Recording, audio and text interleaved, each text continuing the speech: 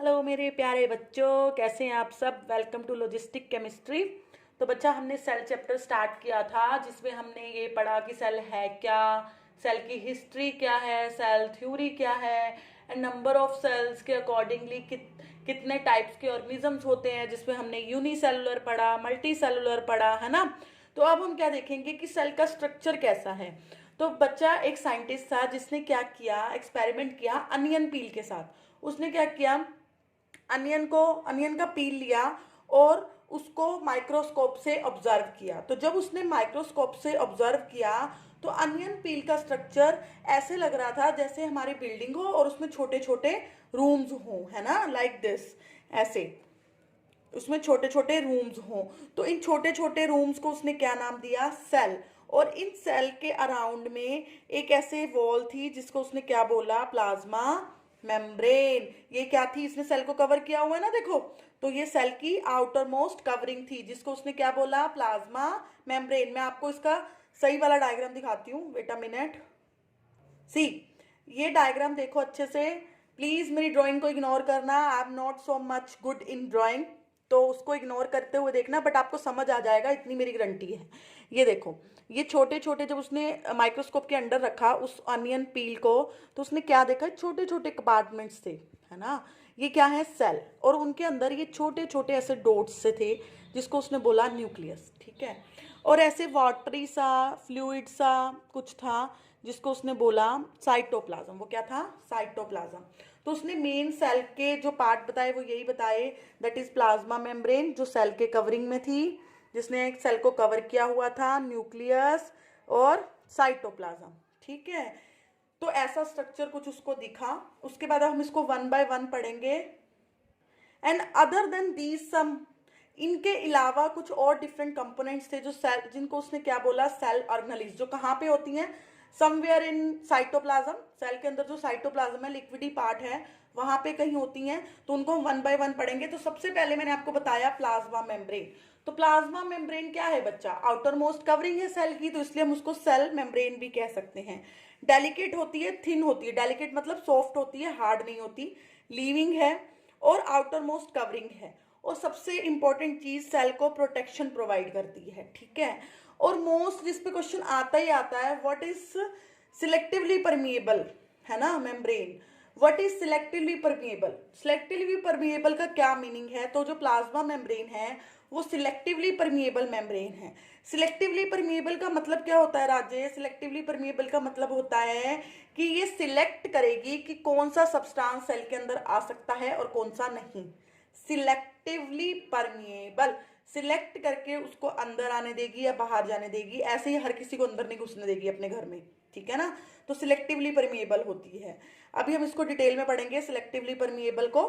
उसके बाद फ्लेक्सिबल होती है, इतनी फ्लेक्सिबल होती है कि अपने आप को मोड़ तोड़ सकती है, ताकि जो सब्सटेंस है वो क्या कर सके, फूड गेन कर सके from the surroundings. Like endocytosis होती है अमीबा में, मैं आपको दिखाती हूँ। सी, ये अमीबा है, ठीक है, ये फूड है, फूड आया और अमीबा की जो प्लाज्मा मेम्ब्रेन थी उसने अपने आप को मोड़ा तरोड़ा फूड के अकॉर्डिंगली और फूड को बिल्कुल यहाँ ले आई, ठीक है, देन फूड को अंदर ले आई। तो फ्लेक्सिबल थी तभी मुड़ तरोड़ के इसने फूड को अंदर ले लिया ना। इस प्रोसेस को अमीबा में क्या बोलते हैं, एंडोसाइटोसिस। नाउ मैंने आपको बोला सिलेक्टिवली परमिएबल मेम्ब्रेन, है ना, जो क्या करेगी, सिलेक्ट करेगी कि कौन सा सब्सटेंस सेल के अंदर आ सकता है एंड कौन सा नहीं आ सकता। मतलब मूवमेंट ऑफ द सब्सटेंस को क्या करती है, कंट्रोल करती है in and out of the cell, ठीक है। तो इसके अंदर दो प्रोसेसेस होते हैं, that is diffusion and osmosis. Diffusion and osmosis processes same है, मतलब जो सब्सटेंस है वो higher concentration to lower concentration की तरफ मूव करेगा। बट डिफ्यूजन का है, डिफ्यूजन है गैसियस एक्सचेंज, जिसमें गैसेस एक्सचेंज होंगी, बाहर से गैसेस अंदर आ सकेंगी, अंदर से बाहर जा सकेंगी। इसको क्या बोलेंगे, डिफ्यूजन। पर होगा क्या, जहां कंसंट्रेशन गैसेस की ज्यादा होगी वहां से गैसेस मूव करके लो कंसंट्रेशन की तरफ आएंगी, ठीक है। जैसे मैंने देखो, एक ये मैंने लिया कोई, ठीक है, उसके अंदर मैंने 2 कंपार्टमेंट्स बना दिए। आपने देखा होगा मैंने यहाँ तक भरा है ना, ऑक्सीजन है, ऑक्सीजन यहाँ तक है, दूसरे कंपार्टमेंट में ऑक्सीजन यहाँ तक है। मैंने कुछ मतलब बीच में कोई होल वगैरह कर दिया जिससे गैस इजिली पास हो जाए। तो गैस कहाँ से कहाँ पास होगी, हायर कंसंट्रेशन है यहाँ पे ऑक्सीजन की, यहाँ ऑक्सीजन ज्यादा अमाउंट में है, तो यहाँ से गैस इधर मूव करेगी लोअर कंसंट्रेशन वाले कंपार्टमेंट में, तो इसको क्या बोलेंगे, डिफ्यूजन। अगर गैसियस एक्सचेंज हो रहा है उसको हम क्या बोलेंगे, डिफ्यूजन। पर अगर सिर्फ वाटर एक्सचेंज हो रहा है तो उस केस में हम क्या बोलेंगे, ऑस्मोसिस। होगा वही higher concentration to lower concentration, but होगा किसका एक्सचेंज, वाटर का। बट डिफ्यूजन में क्या होगा, गैसेस का एक्सचेंज होगा, वाटर का नहीं। गैसेस का अगर एक्सचेंज हो रहा है higher concentration to lower concentration तो हम उसको क्या बोलेंगे, डिफ्यूजन। और अगर वाटर का एक्सचेंज हो रहा है higher concentration to lower concentration तो हम उसको क्या बोलेंगे, ऑस्मोसिस। देखो मैं इसको आपको डिटेल में समझाती हूँ। See, movement of gases like CO2, O2 from a region of higher concentration towards a region of lower concentration, that is diffusion. आपको एक डायग्राम दिख रहा होगा, उसमें क्या है, देखो जो एक इधर वाला देखो जिसमें क्या है, एक मतलब सेल बना हुआ है, ठीक है, उसमें बाहर सराउंडिंग में जो गैस है वो ज्यादा है ना, सराउंडिंग में गैस ज्यादा है इसलिए सराउंडिंग से गैस सेल के अंदर आएगी, ठीक है। तो ये क्या हुआ, डिफ्यूजन। और एक है जब क्या है, दो सेल हैं और दोनों सेल के बीच में गैसेस का एक्सचेंज हो रहा है, पर हो कैसे रहा है, जिस सेल के अंदर गैसेस की कंसंट्रेशन ज्यादा है उस सेल से लोअर कंसंट्रेशन की तरफ हो रहा है, क्लियर है।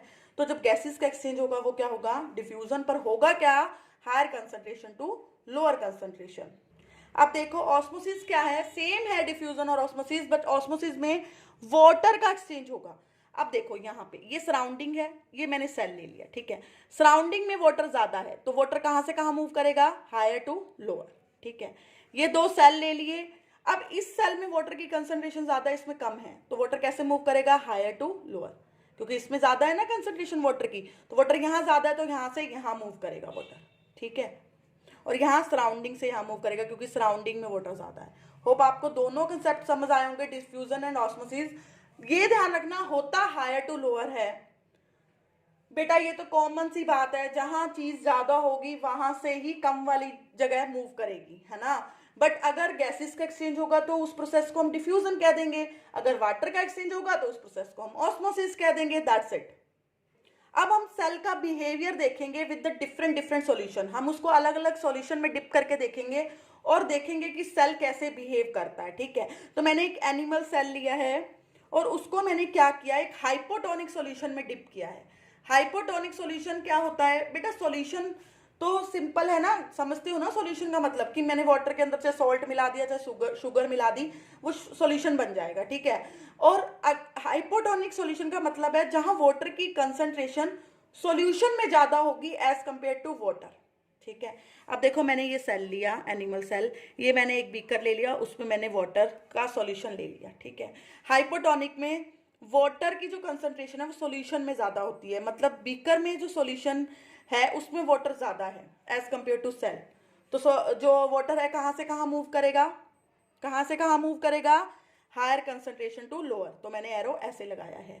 अब देखो लाइक बेटा इसको तुम जनरली एग्जांपल से समझ सकते हो, बैलून में मैं पानी भर रही हूँ, है ना, तो मेरे पास पानी ऑफ कोर्स बाहर ज्यादा है ना, तो मैं क्या कर रही हूँ, बाहर से पानी बैलून में भर रही हूँ, है ना, तो वो क्या है, हाइपोटोनिक सॉल्यूशन का एग्जांपल है। और इस पे क्या होगा, जब मैं बैलून में पानी भरूंगी तो बैलून क्या हो जाता है, फूल जाता है ना, तो ऐसे ही पानी अगर बाहर से अंदर सेल में आता रहेगा तो सेल क्या हो जाएगा, बैलून की तरह फूल जाएगा, दैट मीन्स सेल क्या हो जाएगा, स्वेलअप हो जाएगा, ठीक है। तो अगर हाइपोटोनिक सॉल्यूशन लिया मैंने, हाइपोटोनिक का मतलब कि सॉल्यूशन में वाटर की कंसंट्रेशन ज्यादा है as compare to cell, that means जो वाटर है वो सॉल्यूशन से सेल के अंदर आएगा, और अगर वाटर सॉल्यूशन से सेल के अंदर आएगा तो सेल क्या हो जाएगा, फूल जाएगा, स्वेलअप हो जाएगा, क्लियर है, गुड।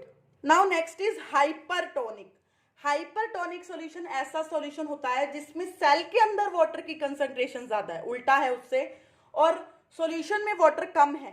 तो अब वाटर कहां से कहां जाएगा, सेल में ज्यादा है, सॉल्यूशन में कम है, तो सेल से सॉल्यूशन की तरफ जाएगा। तो अब अगर मैं बैलून में से पानी निकाल दूं तो बैलून क्या हो जाएगा, फिश, तो सेल क्या हो जाता है, फिश, दैट मीन्स सेल क्या हो जाता है, श्रिंक हो जाता है, और पानी बाहर की तरफ जाने लगता है। अब देखो इसको, तो अब देखो बच्चों, मेनली बच्चे ना हाइपो और हाइपर में कंफ्यूज होते हैं। जहां तक मैंने अभी तक ऑब्जर्व किया है, बच्चे हाइपो और हाइपर में बहुत कंफ्यूज होते हैं कि हाइपो क्या है, कहाँ कंसंट्रेशन ज्यादा है, सेल में कि बाहर कि क्या, कुछ नहीं। बच्चे बहुत कंफ्यूज होते हैं। तो मैं तुम्हें सिंपल सा अपने जर्नल वे का एग्जाम्पल लेके देती हूँ, बिल्कुल याद रहेगा तुम्हें, जिंदगी भर नहीं हाइपो हाइपर में कंफ्यूज हो गए, ये मेरी गारंटी है। ठीक है, हाइपर का मतलब क्या होता है? नॉर्मल, हम हाइपर किसको बोलते हैं? जैसे नॉर्मल हम क्या कहते हैं, आज मम्मा ने ना बहुत सारा काम किया घर में इसलिए हाइपर हुई पड़ी है। हाइपर मतलब मम्मा को गुस्सा बहुत आया हुआ है तो बच के रहना, वो किसी पे भी निकल जाएगा। ये बोलते हैं ना हम लोग कि ये बंदा बहुत हाइपर हुआ पड़ा है, इससे बच के रहो, किसी पे भी गुस्सा निकाल देगा, है ना।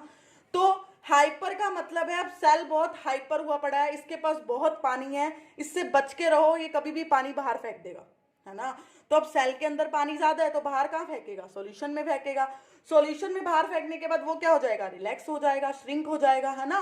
जब हमें गुस्सा आया होता है, हम अपना गुस्सा किसी पे उतार देते हैं तो हमें शांति सी महसूस होती है ना, हम रिलैक्स फील करते हैं ना, श्रिंकी सा फील करते हैं ना। वैसे सेल भी क्या करेगा? श्रिंकी फील करेगा। ठीक है, तो अगर अब यहाँ पे ये सोच लो, हाइपर का मतलब होता है गुस्सा आना। गुस्सा किसको आएगा? सेल को आएगा। दैट मीन्स सेल के पास पानी ज्यादा हो गया, वो अपना पानी बाहर फेंकेगा। पानी बाहर फेंकने के बाद, गुस्सा बाहर फेंकने के बाद वो खुद क्या हो जाएगा? श्रिंक। तो हाइपरटोनिक सॉल्यूशन क्या हुआ? अब जिंदगी भर नहीं भूलोगे, हाइपरटोनिक सॉल्यूशन ऐसा सॉल्यूशन जिसमें सेल के पास गुस्सा ज्यादा है, जिसमें सेल के पास पानी ज्यादा है। अब वो अपना पानी बाहर फेंकेगा, बाहर फेंकते ही वो खुद क्या हो जाएगा? Shrink. That is the hypertonic solution. तो अब कभी कंफ्यूज मत होना हाइपो हाइपर में। ठीक है, गुड। नेक्स्ट देखो, नेक्स्ट इज आइसोटोनिक। आइसो का मतलब होता ही है बेटा सेम। आइसो का मतलब ही क्या होता है? सेम। सेम का मतलब कंसंट्रेशन जो होगी वो सेल में और सॉल्यूशन में, दोनों में सेम होगी। तो अगर वाटर सेल के पास भी प्रॉपर है, सॉल्यूशन के पास भी उतना ही है, तो पागल थोड़ी ना है कि वो एक्सचेंज करेंगे कुछ, है ना। जितना सेल को चाहिए उतना सेल के पास है, जितना सॉल्यूशन को चाहिए उतना सॉल्यूशन के पास है, तो वहां पे वाटर का फ्लो नहीं होगा। There is no flow of water. तो साइज क्या रहेगा सेल का? सेम। ये तो इजी था ना। हाइपो हाइपर में आपकी कंफ्यूजन मैंने दूर कर दी, आइसो वैसे ही इजी था। तो वाह, चैप्टर बहुत आसान है ना। चलो अब पढ़ते हैं हम प्लाज्मा मेम्ब्रेन का स्ट्रक्चर। प्लाज्मा मेम्ब्रेन जो होती है बेटा, फंक्शन हमने देख लिए, सेल को प्रोटेक्शन प्रोवाइड करती है ना, और कि फूड को इनगल्फ करने में हेल्प करती है ना। अब इसका स्ट्रक्चर भी देखना जरूरी है। किससे बनी होती है? लिपिड और प्रोटीन से। प्रोटीन आपको जनरली पता है, प्रोटीन क्या होता है? दालों दूलों में मिलता है ना हमें, हम कहते हैं ना दालें ज्यादा खाओ प्रोटीन मिलेगा, है ना। अब बात करते हैं लिपिड की। लिपिड क्या होते हैं? लिपिड क्या होते हैं बेटा? नेचुरली अक्रिंग ऑर्गेनिक सब्सटेंस है। अब आप पूछेंगे मैम ऑर्गेनिक सब्सटेंस क्या होते हैं? ऑर्गेनिक सब्सटेंस ऐसे सब्सटेंस होते हैं जो कार्बन से बने होते हैं। ठीक है, तो लिपिड्स क्या है? ऐसे सब्सटेंस हैं जो कार्बन से बने होते हैं लेकिन वाटर में इनसॉल्युबल हैं, वाटर में घुलते नहीं है वो। ठीक है, और इसका फंक्शन क्या है लिपिड का? एक तो एनर्जी को स्टोर करते हैं, सेकेंडली अब आप खुद देखो क्या फंक्शन होगा। सेकेंड फंक्शन, सेल की मेम्ब्रेन बनाते हैं। ये तो हमने पढ़ा ही है कि जो सेल मेम्ब्रेन है, प्लाज्मा मेम्ब्रेन है, वो लिपिड से बनी है। ठीक है, दो टाइप के होते हैं लिपिड, नॉन पोलर और पोलर। अब आप पूछोगे नॉन पोलर पोलर क्या है, तो अभी के लिए जस्ट इतना याद रखो, पोलर मतलब जब किसी सब्सटेंस पे पोलैरिटी आ जाती है, पॉजिटिव नेगेटिव चार्ज जनरेट हो जाते हैं। ये हम डिटेल में पढ़ेंगे थर्ड चैप्टर में, एटम्स एंड मॉलिक्यूल्स में। तो अभी जस्ट आपको इतना पता होना चाहिए पोलैरिटी क्या है। जब चार्ज जनरेट हो जाता है तो हम बोलते हैं पोलर हो गया। जब चार्ज जनरेट नहीं होता दैट मीन्स वो नॉन पोलर है। तो नॉन पोलर सब्सटेंस क्या होते हैं? वो हाइड्रोफोबिक होते हैं। हाइड्रो का मतलब होता है वाटर, फोबिक का मतलब फोबिया, है ना। हम बोलते हैं ना नॉर्मली कि इसको वाटर फोबिया है, कि अगर पूल वगैरह में जाओ नहाने तो नहाएगा नहीं, इसको डर लगता है। इसको हाइट फोबिया है, ये हाइट से डरता है। तो ऐसे ही नॉन पोलर जो होते हैं वो वाटर फोबिक होते हैं, वो वाटर हेटर होते हैं, उन्हें पानी नहीं पसंद। और जो पोलर होते हैं वो हाइड्रोफिलिक होते हैं, वो वाटर लवर होते हैं। फोबिक मतलब फोबिया, हाइड्रो आ गया तो वाटर का फोबिया, हाइड्रोफिलिक मतलब वाटर लवर है, ठीक है। तो आपको कुछ ज्यादा इसका याद नहीं रखना, आपको जस्ट इतना याद रखना है कि लिपिड से बनी होती है प्लाज्मा मेम्ब्रेन। ये तो मैंने आपको इसलिए बता दिया कि अगर कोई पूछे आपसे, आपने रट्टा मार रखा है लिपिड से बनी होती है तो मुझे बताओ लिपिड क्या होते हैं, है ना। तो आप बता सकते हो कि हाँ हम तो महक मैम की ऑनलाइन क्लासेस देखते हैं, हमें पता है लिपिड क्या होते हैं। तो आप फटाक से उसको आंसर दोगे कि लिपिड क्या है। हमने क्रैम नहीं किया, हमने चैप्टर को समझा है, दैट्स गुड, ठीक है। तो अब लिपिड से बने होते हैं तो हम देखेंगे जो प्लाज्मा मेम्ब्रेन का स्ट्रक्चर होता है बेटा वो लिपिड बाइलेयर स्ट्रक्चर होता है। अब ये लिपिड बाइलेयर स्ट्रक्चर कैसा होता है मैं आपको दिखाती हूँ। ऐसा होता है ये लिपिड बाइलेयर स्ट्रक्चर, देखो ये सारे लिपिड्स हैं, ठीक है, और ये उनकी पूंछ है, टेल्स हैं उनकी, ठीक है। तो मैंने इनमें से एक लिपिड उठा लिया, ये उठा लिया यहाँ पे, ये उसका हेड है, ये उसकी टेल है, ठीक है। तो जो इसका हेड होता है लिपिड का वो हाइड्रोफिलिक होता है, मतलब वाटर से प्यार करने वाला होता है, और जो इसकी टेल होती है ये हाइड्रोफोबिक होती है, वाटर को हेट करने वाली होती है, फोबिया होता है टेल को। तो इसका लिपिड बाइलेयर स्ट्रक्चर, लिपिड का मतलब सारे लिपिड है, बाइलेयर मतलब इसमें 2 लेयर्स आएंगी, कैसी, ये हेड है मतलब हाइड्रोफिलिक, फिर टेल आ गई ये हाइड्रोफोबिक, फिर हेड आ गई दैट मीन्स हाइड्रोफिलिक, मतलब हाइड्रोफिलिक, हाइड्रोफोबिक, हाइड्रोफिलिक, ऐसे 2 लेयर्स में ये होता है इसका स्ट्रक्चर, इसलिए इसको बोलते हैं बाइलेयर। पहले फिलिक, फोबिक, फिलिक, ये सारा एरिया फोबिक हो गया, ये फिलिक, फिर फिलिक, फिलिक, फोबिक, फिलिक, है ना। तो इसलिए इसका स्ट्रक्चर कैसा होता है, लिपिड बाइलेयर स्ट्रक्चर, और स्ट्रक्चर दिखता कैसे है, ऐसा। क्लियर है। होप आपको आज का लेक्चर क्लियर होगा बेटा, इसको अच्छे से करना। प्लाज्मा मेम्ब्रेन पे बहुत सारे क्वेश्चंस आते हैं, बहुत इंपॉर्टेंट टॉपिक है। प्लाज्मा मेम्ब्रेन क्या होती है, उसका स्ट्रक्चर कैसा होता है, उसके फंक्शंस क्या हैं, और अगर मतलब जो डिफरेंट टाइप के सॉल्यूशंस हम लेते हैं तो सेल कैसे बिहेव करता है, हाइपो, हाइपर, आइसो, बिल्कुल कंफ्यूज नहीं होना, अच्छे से समझ के इसको करना, इसके क्वेश्चंस अटेम्प्ट करना। जब तक मैं नेक्स्ट लेक्चर अपडेट करती हूँ तब तक होप आपको आज का लेक्चर क्लियर होगा। थैंक यू सो मच, मिलते हैं नेक्स्ट लेक्चर में।